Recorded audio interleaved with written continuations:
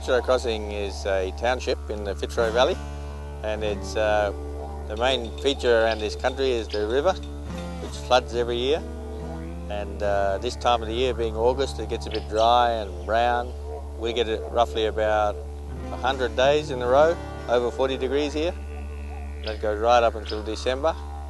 And then the monsoon rains start coming in, and we get the bottom end of the monsoon rains. And that's what fills up the big catchment up at north of us on the other side of the King Leopold Ranges. And then the whole valley is revitalised by that water that comes down here. So then all this country just goes green again, and all the smells change and it becomes all beautiful.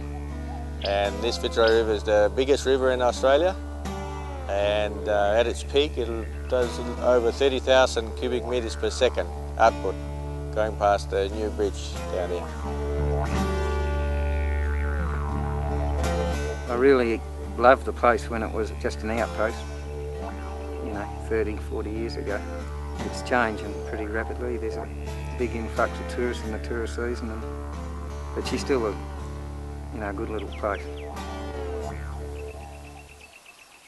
The thing I love about this place is wide open spaces and the river and the gorge, and a big like a freedom. As I am one of the traditional owners of Kiki Gorge. Kiki Gorge is known to the Bunaba people as Dangu. Kiki Gorge is only a white man name. It's got a lot of stories there. When the explorers sort of came through, there have been massacre there at the gorge. To this day, you can see those bones in those caves, but we don't let anybody go in there.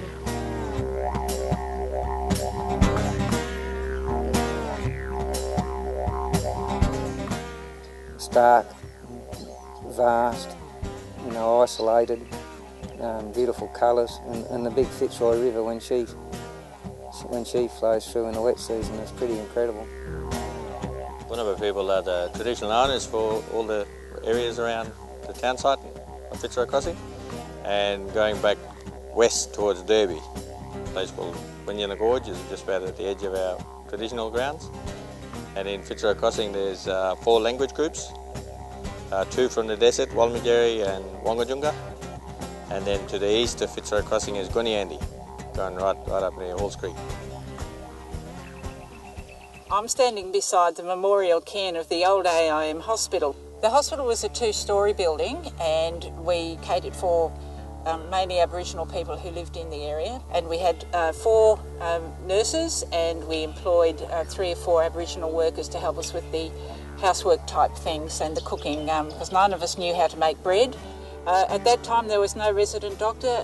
The dentist lived in Kununurra and came round at races time because he liked the races, and set up his chair in our medical room and do dental work while he was here in between races, which was quite funny. They're filming me at Crossing Inn Hotel, where I was born, and the building you're looking at in the background here is the old store. It's a bit like a general store. And a lot of the buildings now have been sort of either pulled down or been washed away by flood. When you look at it now, bloody a lot tougher than it is these days. I reckon people are pretty spoilt, but we certainly put in long days, and it was all horseback, and the mules carted most of our swags and tucker. I hardly ever drank, now and again you'd get one sniff of the barmaid's opening, you'd be on your ear, but things have changed. Whether you're a white kid or a black kid, a lot don't really want to put in the hard yards anymore. Well, I'm standing in the ruins of the old Native Welfare Superintendent's yard. It was developed as a mission from about 1950s onwards, but prior to that, for about 20 years, it was a native welfare settlement, primarily set up to be a refugee camp for the people coming out of the Great Sandy Desert, the old bushmen and that. When they lobbied for award wages for the stockmen and domestic workers on the stations, and a lot of the station managers kicked all the people off the properties, and they got evicted, and this was the main refuge for them. This is the old Fitzroy Crossing post office, and it closed down in 1980. The post office was important to the town, because our mail came in by aeroplane and was sorted, and this was our main means of communication. And you know, if you're expecting some parcels, the postmaster would know all about it, where it came from, what might be in it. They also had a public phone box. This public phone here at the post office was only our immediate contact with the outside world. We're now at the old low-level crossing, the old bridge. During the flood, it's always been cut off.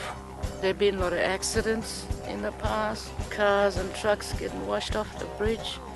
We see all these caravan coming down. They start floating on the water and everything is lost, you know. Yeah, there are a lot of accidents in those days.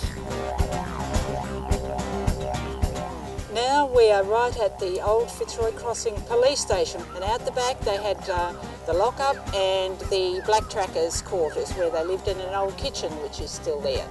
We worked in very close with the police at the hospital, so if ever we were in trouble or we needed help or shifting a body, going out to the airstrip in the middle of the night for the RFDS flight, they would be with us. Where you see me now standing is the footbridge, and we're standing above where the Brooking Creek runs. And we used to come here and sit out and do fishing, catch barra and black bream and catfish and things like that. And we used to swim all the time, you know, every day we used to swim like from morning right through to 5 o'clock at night.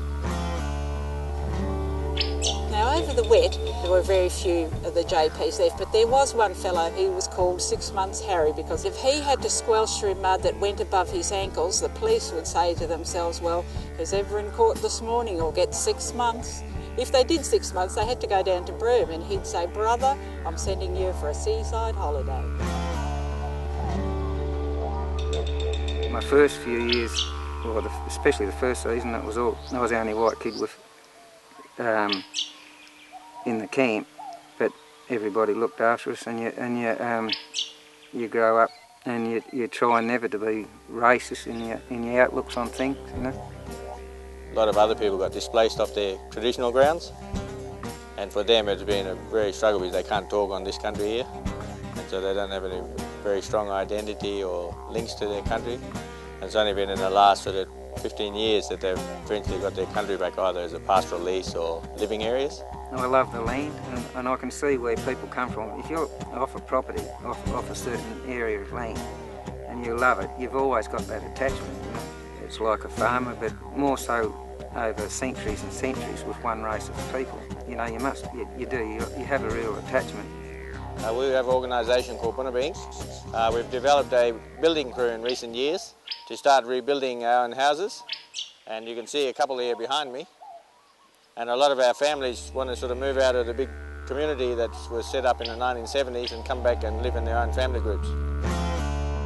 There was a great sense of camaraderie. If you think there was a large Aboriginal population around, and at those days we were all sort of still learning to live together as two different cultures. And I mean, there have been bad times along the way, but I think, you know, over the years we're getting there. We have a strong identity to our land, and we have to look after this country. But yeah, I just love this country. It's, I guess they'll put me under a boab tree somewhere up here.